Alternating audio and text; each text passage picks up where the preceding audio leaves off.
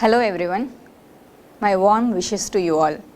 I am Dr. Meenalochani, Assistant Professor from Department of Periodontology, Vinayaga Mission Sankaracharya Dental College.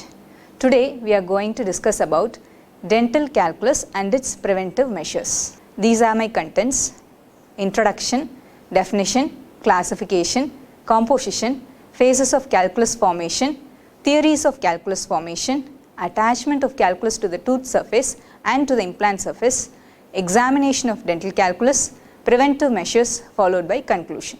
We all know periodontitis is of multifactorial in origin, of which the bacterial plaque plays a major role for its formation.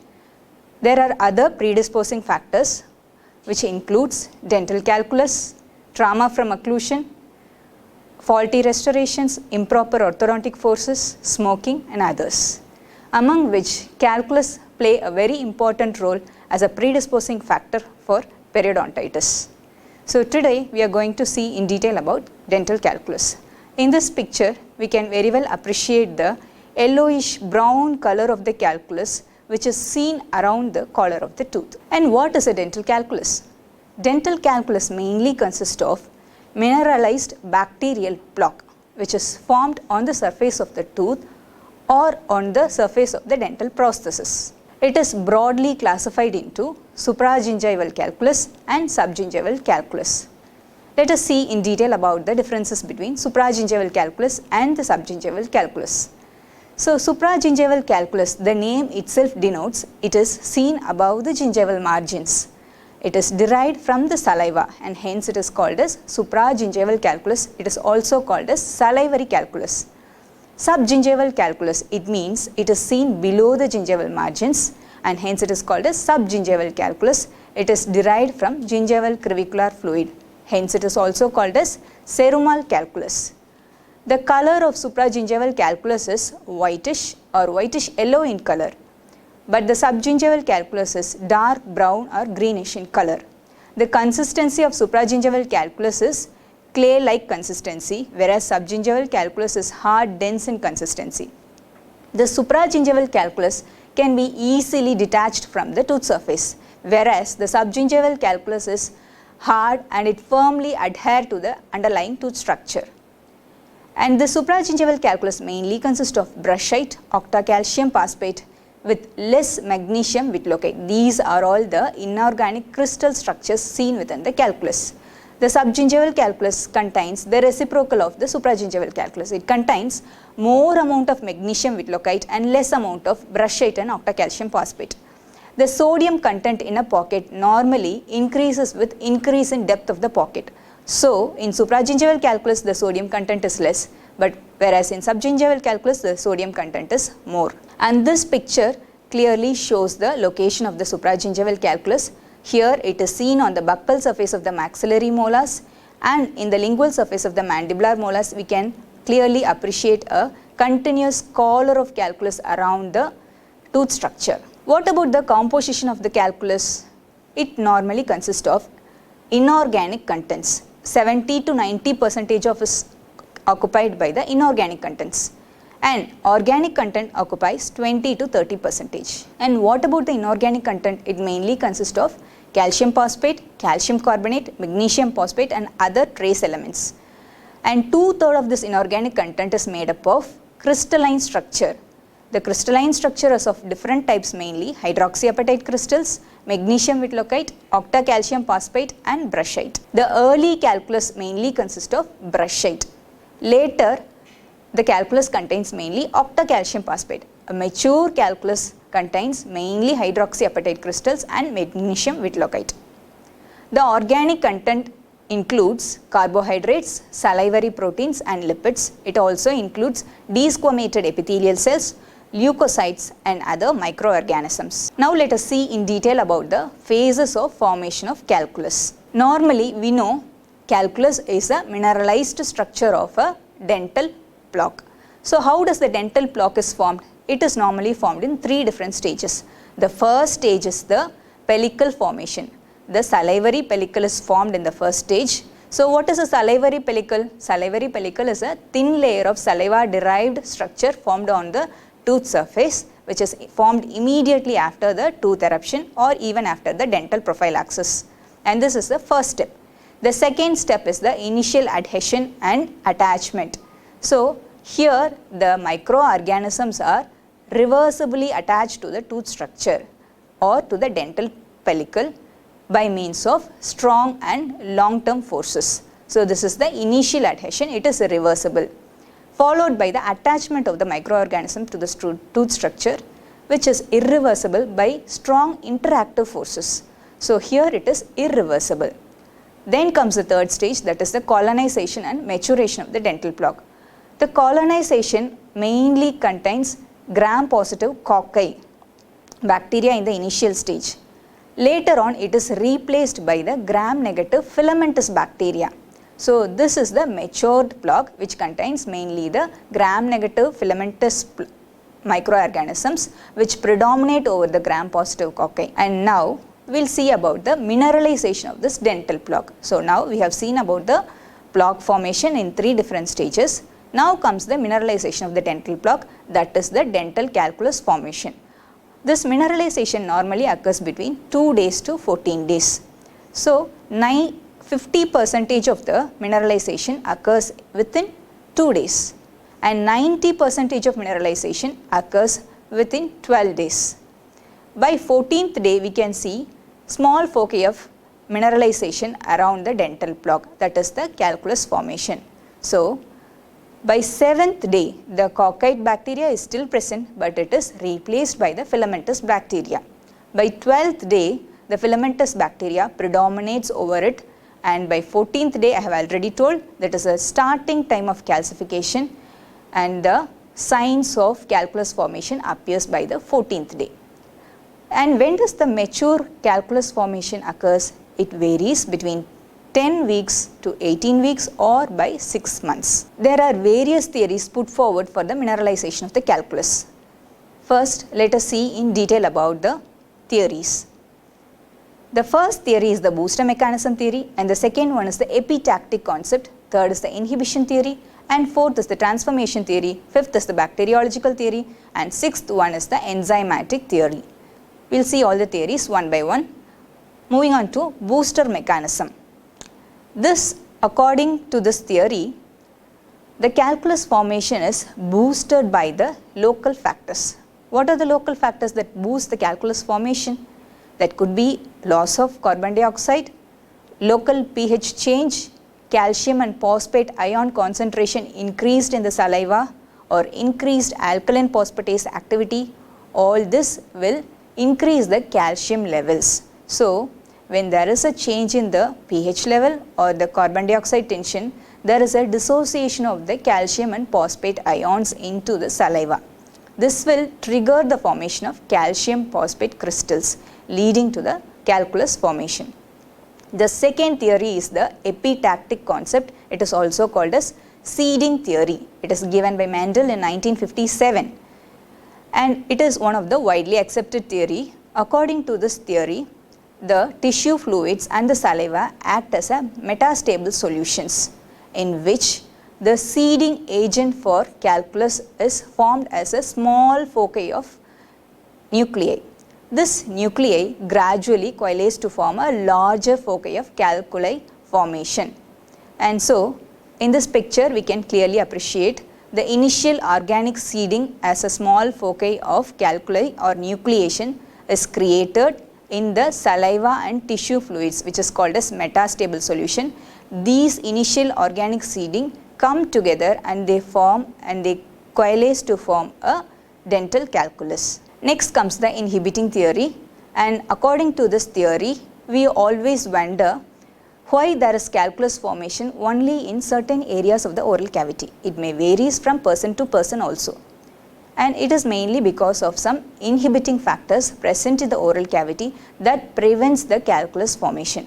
One among such inhibiting factors are pyrophosphate, and this pyrophosphate, it acts by inhibiting the alkaline phosphatase activity. It inhibits the enzyme alkaline phosphatase, and also it prevents the growth of the nucleus by poisoning the growth centers of the crystals. By this way, it prevents the calculus formation in certain areas. That is why we see calculus only in certain areas and calculus is absent in the other areas. Next comes your transformation theory.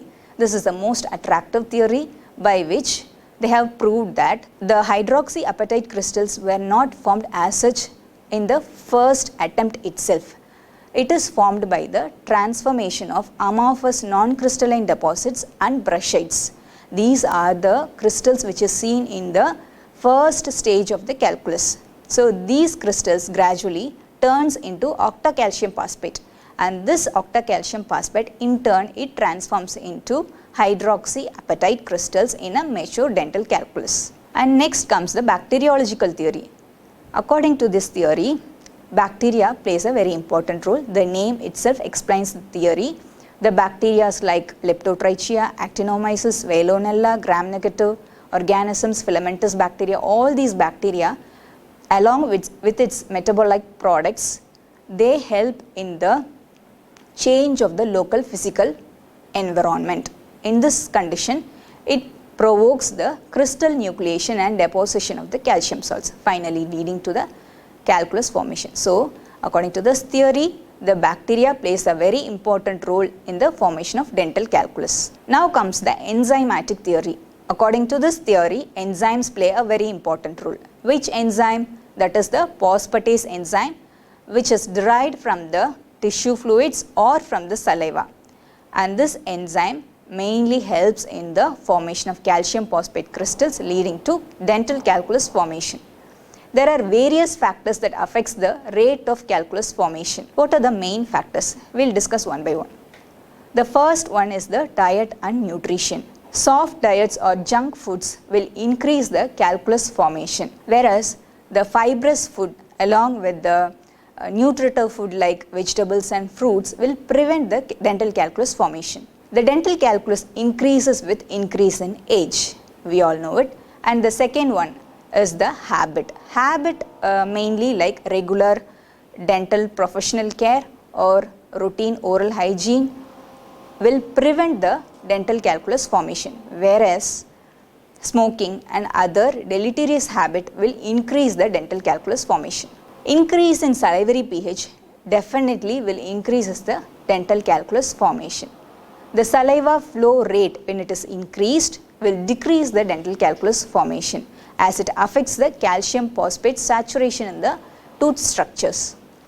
And the salivary calcium concentration, when it is elevated, it will increase the calculus formation. When there is a disturbed emotional status, it will definitely increase the calculus formation in a patient.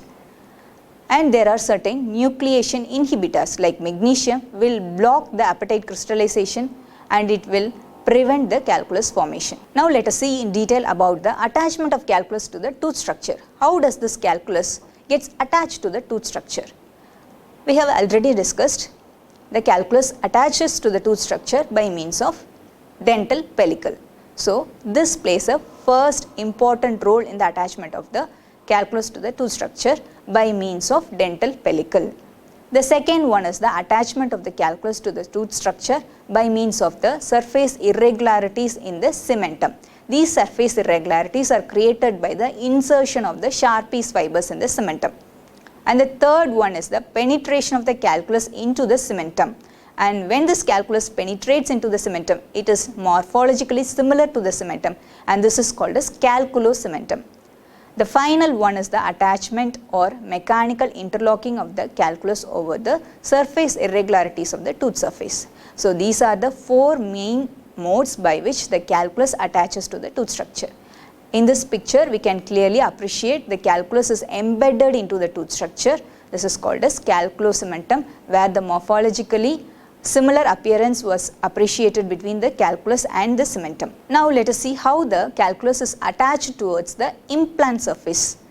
Normally, the calculus formation over the implant surface is initiated by the formation of titanium oxide layer. This titanium oxide layer, once it forms over the implant surface, it favors the attachment of the dental pellicle over which the calculus is formed. How this dental calculus is clinically examined? Let us see one by one. The first one is the direct examination. Direct examination by means of visual examination and indirect examination by using mouth mirrors. We have to clearly see the gingival margins where there can be changes in the color of the gingiva indicating there is a subgingival calculus presence. Tactile examination can be done using probe and subgingival explorers. Radiographic examination is poor diagnostic method, but even though we can see radio opaque substances, opaque structures over the proximal surfaces on the CEJ of the tooth showing spikes of radio opacity. This indicates the presence of calculus. What are the advanced diagnostic aids? Let us see the diagnostic aids for calculus detection. First one is perioscopy, second one is detector spectro, third one is diagnodent. Perioscopy is a modified endoscope which is specifically designed for periodontal purpose, which works on the fiber optic principle. Here it consists of fiber optic bundle surrounded by the multiple illumination fibers, a light source and the irrigation system. In this video you can see the perioscopy real-time video imaging with the increased magnification. The fiber optic endoscope is very thin, it is attached with the camera and the video captured through 10,000 pixel image to get a clear picture of the pocket. 1 mm diameter of the fiber optic endoscope is small enough to view the pocket. The system has adjustable features that optimize the image for perioscopy. This video you can appreciate the pre-op and post-operative view of the calculus. And this patient with severe periodontal disease with the pockets up to 12 mm, after 2.5 years of perioscopy, the pockets have reduced to 5 mm. Detector uses a spectro-optical approach by which it detects the subgingival calculus. Here it uses the light emitting diode and fiber optic technology. Here the calculus is detected by means of the diode laser which absorbs, reflects and diffracts the red light from the dental calculus. Next comes the diagnodent. Here the calculus and tooth structures are clearly differentiated by the diagnodent. The calculus contains certain porphyrins and chromatophores which combines with the fluorescent light irradiated with the certain wavelength leading to the detection of the calculus. The calculus detection and removal is done by two main advancements, that is perioscan and the key laser. Perioscan uses ultrasound technology whereas key laser uses laser based technology. The next advanced diagnostic method is using perioscan. This perioscan clearly differentiates between the calculus structures and also the root surfaces. Here the treatment modes can be adjusted in such a way the calculus detection can also be done and also the calculus removal can be done in an efficient way. Here we can see the perioscan with its tip effectively removing the calculus with the continuous irrigation of liquid. This can be used either for calculus detection and also for calculus removal. The next diagnostic method is the key laser. This key laser combines the diode laser along with the erbium YAG laser for the calculus removal. The diode laser is used for calculus detection and the erbium YAG laser is used for calculus removal. A scale of 0 to 99 is used for detection of calculus and the values exceeding 40 indicates definitive presence of mineralized deposits. So we have seen about the recent diagnostic methods of calculus detection and its removal. Now let us move on to the preventive measures of dental calculus. Corman in 1986, he classified the preventive measures of dental calculus into two generations, first generation and second generation. The first generation mainly includes the dissolution substances which can be chelating agents or acids, aromatic sulfuric acids, alkalis, spring salts, sodium resinolate. Certain substances alters the plaque attachment, mainly silicones, ion exchange resins.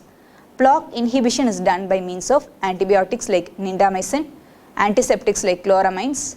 These are the first generation anti-calculus agents. The second generation anti-calculus agents are mainly act by means of inhibition of the crystal growth. It includes vitamin C, pyrophosphatase combined with sodium fluoride, zinc salts, bisphosphonates, polymers and copolymers. To conclude, calculus plays a very important role in the formation of diseases surrounding the periodontium.